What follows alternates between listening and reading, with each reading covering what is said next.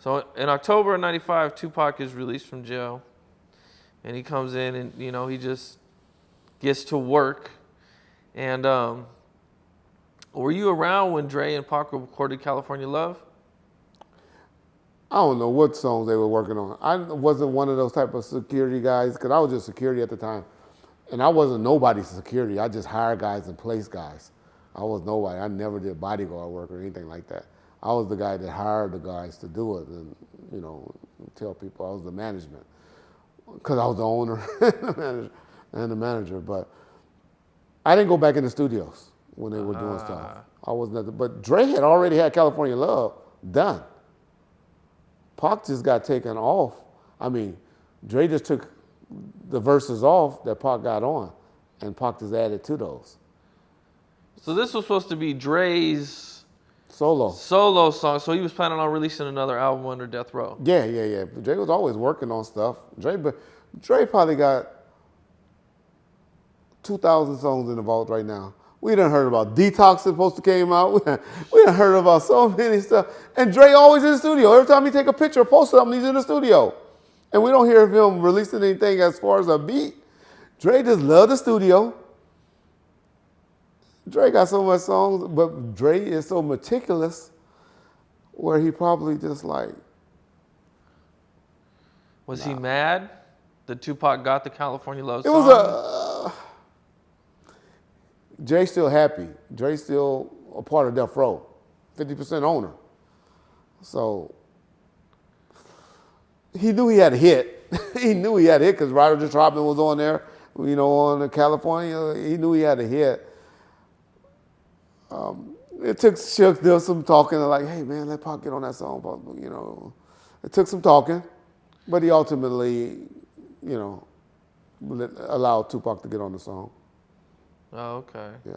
Because I think I remember in the interview, Tupac was like, Dre, you got to give me that. You got to give me that. Yeah. Because they were trying to make. I'm fresh out. I'm home. Yeah, they were trying to make Dre happy. I mean, Dre was trying to make Pac happy.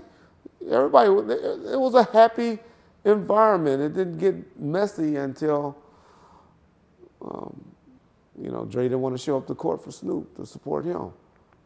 And Pac, as we know, is a loyal motherfucker. Dre didn't go to any of them? Not a day to support him.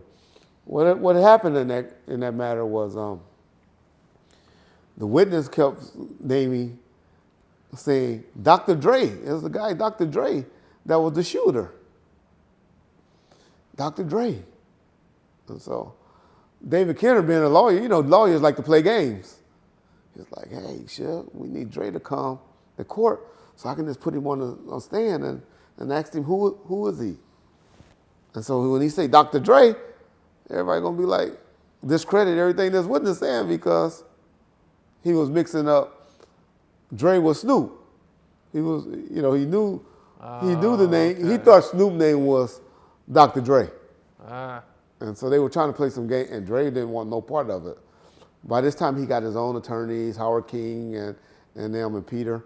And all of them they was like, hey, don't be a part of none of that. You don't need to be part of none of that. And Dre was like, because Dre is a different type of dude. Dre is a humble, mild dude, not for all of that drama. Especially, when he was doing better. He had stopped drinking. He had stopped, doing certain things. So he was trying to be a different person. And he didn't want any part of it. And not only did he not come in support of Snoop, he wouldn't come to, to play this game or whatever, that the attorneys want him to do. So he wouldn't even help in any way. And so Pac heard about this, and Pac was like, oh, this is a disloyal motherfucker. I don't want to be around him. I don't want to fuck with him. He ain't no good if he can't help his brother in need. Yeah.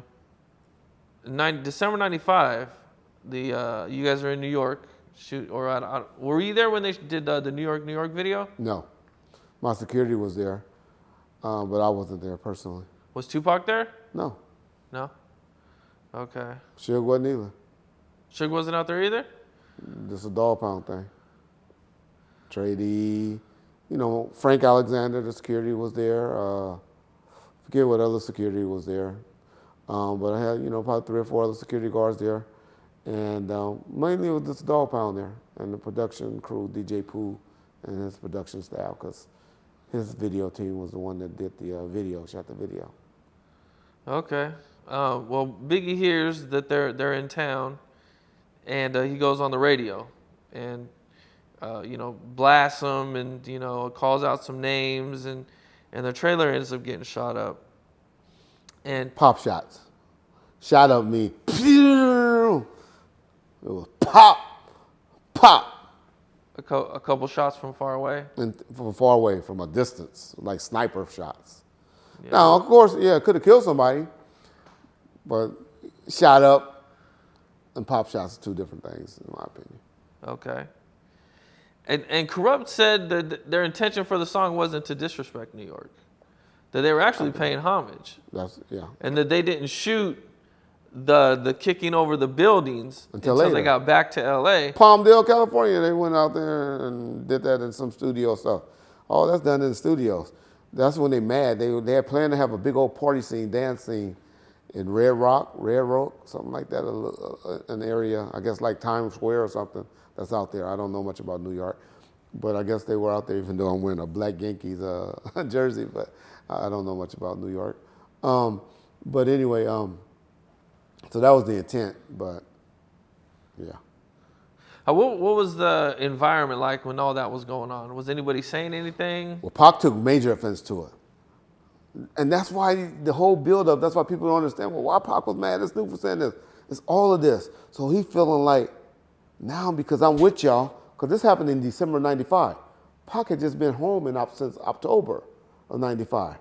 So you got to remember, he didn't feel like Biggie and them had something to do with me getting shot at a studio. So now you got to be inside Pac head. Now you got to remember, he thinking, damn, I got shot in the studio by Biggie and his crew and his people. I only been over here 2 months. I've been home, came home in October. December of 95 is when this incident happened. And so now Biggie gets on the radio and incite the crowd or incite some dudes from New York, and they shooting in my artist, my co-artist or my label mates trailer, shooting at them. It's on with these motherfuckers. They really on with us. It's on. And so that's why Pac was so mad with Snoop when he did what he did in September of 96. Is that why Tupac waited to go after them? Because he didn't really diss them on All Eyes on Me. He waited a while before he dropped Hit 'Em Up. It was done, but he was planning on doing it, but it just didn't fit or something. It wasn't ready yet. The song wasn't all the way ready, but he was planning on doing it. I mean, he did videos off All Eyes on Me dissing them. If you look at the beginning that's right. Two of America's Most Wanted. Yeah. That's right. Snoop was part of that too. Snoop was part of that. Snoop was on the stage in July 4th of 1996, laughing and shit while Pac laughing and bragging about fucking on Faith and stuff. Snoop right there laughing, giggling. Right. Snoop is the type of dude that only trying to appease whoever he's in front of. That's why you got the stuff on Drink Champ with Nas, where he was trying to make Nas seem like they were about to get us in Bryant Park when we had just as many guys as they had there. Snoop just wanted to be loved by the massive.